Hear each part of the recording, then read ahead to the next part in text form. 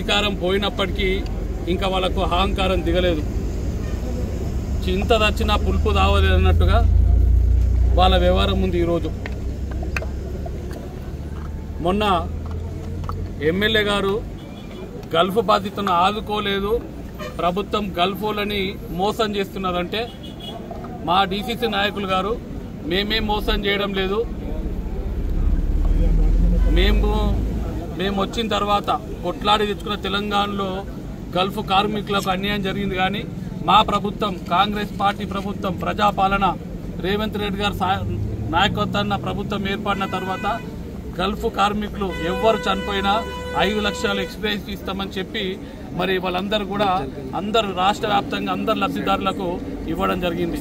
మరి బాల్కొండ నియోజకవర్గంలోని అనేక మందికి గ్రామాన ఎక్కడ గల్ఫ్ కార్మికులు ఇంట్లో ఇబ్బంది జరిగినా ఎవరైనా చనిపోయినా వాళ్ళందరూ కూడా 5 లక్షల రూపాయలు వాళ్ళ అకౌంట్లకు నేరుగా ఏదో చెక్కులు మాకిచ్చి ఆ చెక్కులు తీసుకెళ్లి ఓ చెక్ ఇచ్చినామని చూపెట్టుకొని పెద్దరికం చేసుకోకుండా ప్రభుత్వము మానవత్వంతో ఒక పెద్ద మనసుతోని వాళ్ళ పరువు తీయద్దు, వాళ్ళని కాపాడుకోవాలని నేరుగా బ్యాంక్ అకౌంట్లకు డబ్బులు పంపించినటువంటి ప్రభుత్వం రేవంత్ రెడ్డి గారి ప్రభుత్వం. మరి ఇన్ని జరుగుతున్నప్పటికీ ప్రశాంత్ రెడ్డి గారు కనిపిస్తలేవు, ఆయనకి ఇంకా అహంకారం తగ్గలేదు. దాన్ని ఆయన మీదకి మలుపుకొని నా ఇంటి మీదకి దాడి వస్తుందని చెప్పి ఆయన దాన్ని ఆ విధంగా తయారు చేసుకున్న ప్రోగ్రామ్ని మరి ఏనాడైతే ఈ 10వ నాడు లబ్ధిదారులను వేల్పూర్ మండల కేంద్రంలోని గాంధీ విగ్రహం దగ్గరికి మా డీసీసీ గారు ఈ లబ్ధిదారులను తీసుకొస్తామని చెప్పారు.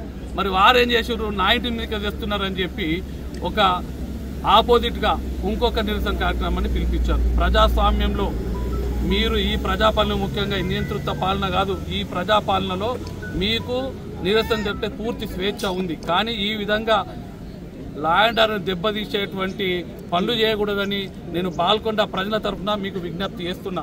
మీరు నిరసన కార్యక్రమాలు చెప్పండి, మేము 10వ నాడు పెట్టుకున్నాం, మీరు 18వ నాడు పెట్టుకోండి.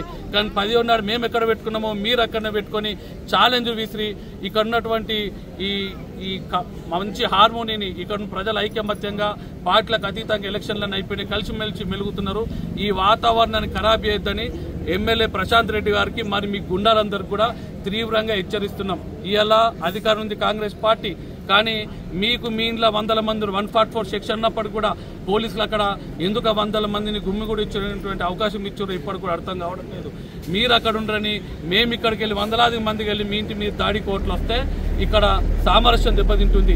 ప్రజల మధ్యలో లా అండ్ ఆర్డర్ దెబ్బతిని అనవసరంగా గడపడ్లు కావాలని ఉద్దేశం ఓపికతోని మేము ఈరోజు వేల్పూర్లో కాదు మోర్తాడ్ మండల కేంద్రంలో ఈ లబ్ధిదారులందరినీ ప్రెస్ ముందట వీళ్ళందరినీ కూడా పెడుతున్నాం. ప్రశాంత్ రెడ్డి నీ కళ్ళు ఉంటే చూసుకో, వీళ్ళందరినీ చూసుకో. ఇంకా నువ్వు అక్కడక్కడ రాలేని వాళ్ళని మా నిరసన కార్యక్రమం రమ్మని ఊర్లలో దింపుతున్నావట ఈ బ్రోకర్ గాని. నువ్వేం అవసరం లేదు, ఎవరెవరికి రాలేవో నీ పేరు నీ లిస్టు నాకు పంపించు, నాకు ఫోన్ చేసి నాకు లిస్ట్ ఇవ్వు, లేదా నేను నీ ఇంటికి రమ్మంటే నేనే వచ్చి ఆ లిస్టు తీసుకొని ప్రతి ఒక్కరికి 5 లక్షలు ఇప్పించే బాధ్యత నాదని కూడా చెప్తున్నా. ఇక ఇది ఈ విధంగా ఉంటే లా అండ్ ఆర్డర్ దెబ్బతీసేటువంటి మీరు ఎంత రెచ్చగొట్టినా సర్కార్ మాది, బాధ్యతల వ్యక్తులము. మేము ఎట్టి పరిస్థితుల్లో కూడా లా అండ్ ఆర్డర్ విఘాతం కల్పించే అవకాశం ఇవ్వం. మరీ ముఖ్యంగా నేను చెప్తున్నా, 5 ఏళ్ళు నీ ఇంటి ముట్టడికి ఇవ్వలేదు, ఏ రోజు కూడా నీ ఇంటి ముట్టడికి పిలుపునిచ్చే ప్రసక్తే లేదు. మా చేతిలో అధికారం ఉన్నదని చెప్పి నీ ఇంటి మీద దాడి చేసే అవకాశం ఇవ్వము. నీ ఇంటికి ఏది జరిగినా నాదే బాధ్యత కాంగ్రెస్ పార్టీ తరఫున. నువ్వేది కూడా నువ్వు కల్పించుకొని నా ఇంటి మీదకి దాడి చేస్తారని చెప్పి చెప్పుకుంటే అది నీ విఘ్నతకే వదిలేస్తూ మరి మొన్న భీమ్గల్లో కూడా నువ్వేం చేసినావో తెలుసు. నీకు నిరసన చెప్పేటువంటి అవకాశం ఉన్నప్పటికీ, అనేక వేదికలు ఉన్నప్పటికీ రాష్ట్ర మంత్రి గారు అక్కడికి వస్తే నీ గుండాలను తాగిపించుకొని ఆ రోజు అక్కడ కల్లోలం చేసినావు. ఈ రోజు కూడా నువ్వు అదే చేయాలని చూస్తున్నావు. ఇప్పటికీ వేల్పూర్ వాగులో, మోతే వాగులో, రామన్నపేట వాగులో 100లాది మంది కూర్చొని నీ తమ్ముడు నాయకత్వాన బీర్లు, విస్కీలు, కళ్ళు తాగిపిస్తున్నావట. ఇది ఎంతవరకు కరెక్టో ఆలోచించుకో. రాష్ట్రాన్నిలో బాల్కొండని ఎంతో చైతన్యవంతమైన బాల్కొండని నువ్వు గంజాయి మత్తులో దించున్నావు నీ తమ్ముడు నువ్వు కలిపి. ఈ రోజు దానికి అవకాశం లేదు. ఆఖరికి ఇట్లా నిరసన కార్యక్రమం ఉంటే తాగిపిచ్చుడు, కార్లు అడుగుతాం తాగిపిచ్చుడు, ఇది ఎంతవరకు మంచిదో ప్రశాంత్ రెడ్డి నువ్వు ఒక్కసారి ఆలోచించుకో. నీకు సమస్యలు ఉంటే మా దృష్టికి తీసుకురా. ఎస్, నువ్వు ఎమ్మెల్యే గెలిచినావు, ప్రతి ప్రోటోకాల్ నీకుంది, నిరసన చెప్పే కార్యక్రమం ఉంది. అక్కడ డిఆర్డీఏ మీటింగులు జరుగుతుంటే నిజామాబాద్లో కలెక్టర్ ఆఫీస్లో మీటింగ్లలో రివ్యూలో పాల్గొని నీ సమస్యలను చెప్పు. ప్రభుత్వం ఖచ్చితంగా నీ సమస్యలను తీరుస్తుంది. నీకు అట్లా చెప్పబుద్ధి కాకపోతే నాకు లిస్టు పంపి లేదైనా బహిరంగ చర్చకు పెట్టు, నేను వస్తా, మా పార్టీ నాయకులు వస్తారు. నువ్వు రుణమాఫీ కాలేదని రెచ్చగొడుతున్నావట. నీకు ఏ విధంగా అధికారం ఉందో ఒక్కసారి ఆలోచించుకో. 10 ఏళ్ళ అధికారం ఉండి ఎంతో రుణమాఫీ చేసినావు నువ్వు ఆలోచించుకో. మేము అధికారంలోకి వచ్చినటువంటి సంవత్సరం లోపట్నే 21,000 కోట్ల రుణాన్ని మాఫీ చేసినాం. 2 లక్షల లోపల ఉన్న వాళ్ళందరికీ కూడా మాఫీ చేసినాం. ఇంకా కూడా మాఫీ చేస్తాం. సన్న బియ్యం ఇచ్చినాం, ఉచితంగా సన్న బియ్యం పంపిణీ జరుగుతుంది. ఉచిత విద్యుత్ ఇస్తున్నాం.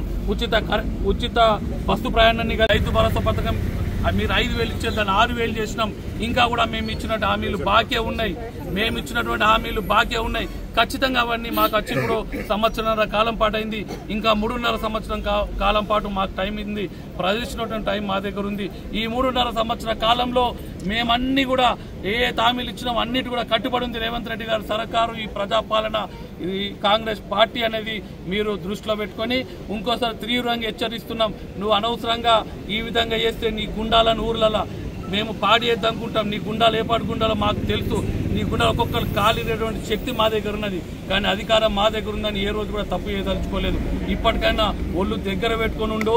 నువ్వు ఎంత పెద్ద దొంగవో ప్రజలందరికీ తెలుసు. నువ్వేదో పెద్ద ఒక చీటర్వి. రాష్ట్రాన్ని నీ నాయకత్వం ఏ విధంగా దోసుకున్నారో ఈ రోజు ప్రజలందరికీ తెలుసు. మీ రాష్ట్రాన్ని ఖజానాన్ని ఖాళీ చేసినప్పుడు కూడా ఈ రోజు రేవంత్ రెడ్డి గారు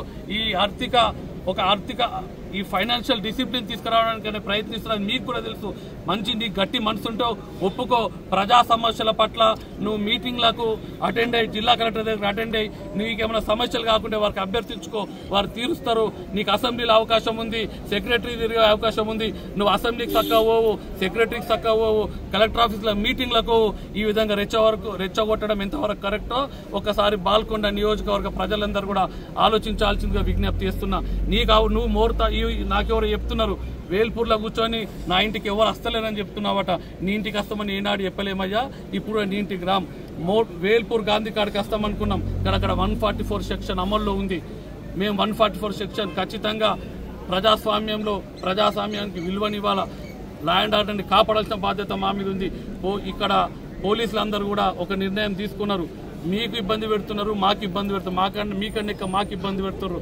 అయినప్పటికీ బాల్కొండ ప్రజలను శ్రేయస్సును దృష్టిలో పెట్టుకొని ఈ బాల్కొండల ఈ మంచి సామరస్యాన్ని ఉంచాలని మేము కోరుకుంటున్న వ్యక్తిని కనుక మళ్ళొక్కసారి చెప్తున్నా, ఈ గుండా ఇదని మానుకో.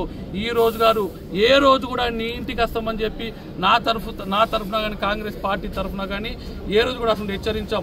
అవసరమైతే నువ్వో వేదిక పెట్టు, నీ వేదిక మీద నేను వచ్చి మాట్లాడతా, లేదా నేనో వేదిక మీద పెడతా, ఆ వేదిక మీద వచ్చి మాట్లాడు. కానీ ఈ బాల్కొండలో ఈ అల్లకల్లోలం చేయొద్దు, చైతన్యవంత బాల్కొండను ఖరాబ్ చేయొద్దని నేను ప్రశాంత్ రెడ్డికి డిమాండ్ కూడా కాదు విజ్ఞప్తి చేస్తున్నా అని చెప్పి మీకు తెలియజేస్తున్నా. ధన్యవాదాలు.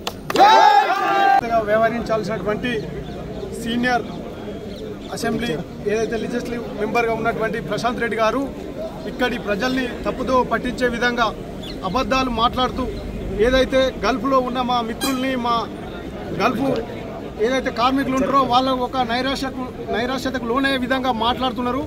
అది పద్ధతి కాదని చెప్పడానికి ఆయనకు 11వ తారీఖు నాడు మేము ఒక సమయం పెట్టినాం. ఏమని వేల్పూర్కు మీ ఊర్లోకి వస్తామని చెప్పి గాంధీ విగ్రహం దగ్గరికి వస్తామంటే ఆయన మీద వేసుకొని ఇవాళ నా ఇంటికి ఎవరు వస్తలేరు అని మాట్లాడుతూ ఉన్నారట. అది పద్ధతి కాదు. మీరు ఒక ఎమ్మెల్యేగా ఉండి బాధ్యతగా ఇంతకుముందు మంత్రిగా ఉన్నారు, 2 సార్లు కేసీఆర్కు దగ్గరగా ఉన్నారు.